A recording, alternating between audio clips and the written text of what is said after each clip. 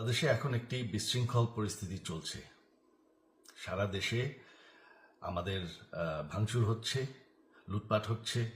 আমাদের শহরের বাইরে আমাদের নেতাকর্মী, আমাদের আওয়ামী লীগের নেতাকর্মীদের উপর হামলা চলছে, অনেকে হত্যা করা হয়েছে। এই পরিস্থিতিতে আমি বলতে চাই, আওয়ামী লীগ হচ্ছে বাংলাদেশের সবথেকে পুরাতন গণতান্ত্রিক এবং সবথেকে বড় দল। আওয়ামী লীগ কিন্তু মরে যায়নি। আওয়ামী লীগ এই দেশকে, বাংলাদেশকে স্বাধীন করেছে। আওয়ামী লীগকে শেষ করা সম্ভব না। আমরা বলেছিলাম যে আমার পরিবার আর রাজনীতি করবে না, তবে আমাদের নেতাকর্মীর উপর যেভাবে হামলা হচ্ছে, এই পরিস্থিতিতে আমরা হাল ছেড়ে দিতে পারি না। বাংলাদেশে যদি গণতন্ত্র, নতুন বাংলাদেশ গড়ে তুলতে হয়, আওয়ামী লীগ ছাড়া সম্ভব না। আওয়ামী লীগ হচ্ছে সব থেকে বড় দল। আওয়ামী লীগ কোথাও যাবে না, আওয়ামী লীগ শেষ হয়ে যাবে না। আওয়ামী লীগকে শেষ করা সম্ভব না। আওয়ামী লীগের নেতাকর্মীদের আমি সবাইকে আহ্বান জানাচ্ছি যে আপনারা সাহস নিয়ে দাঁড়ান। আপনারা একা না, আমরা আছি।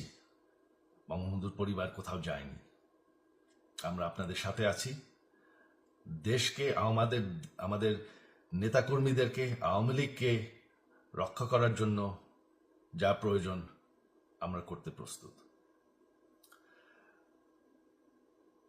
এই যে আমাদের বর্তমান যারাই আছে ক্ষমতায়, তাদেরকে আমি বলবো যে আমরাও একটি গণতান্ত্রিক, শৃঙ্খল, নিরাপদ বাংলাদেশ চাই, জঙ্গিবাদ মুক্ত। তার জন্য আমরা সবার সাথে আলোচনা করতে প্রস্তুত। শুধুমাত্র তারা যদি জঙ্গিবাদ এবং ভায়োলেন্স বাদ দেয়। শেখ হাসিনা মরে যাননি, আমরা কোথাও যাইনি। বাংলাদেশ আওয়ামী লীগ ছাড়া গণতন্ত্র, নির্বাচন সম্ভব না। এই বলে আমি আমার কথা শেষ করছি।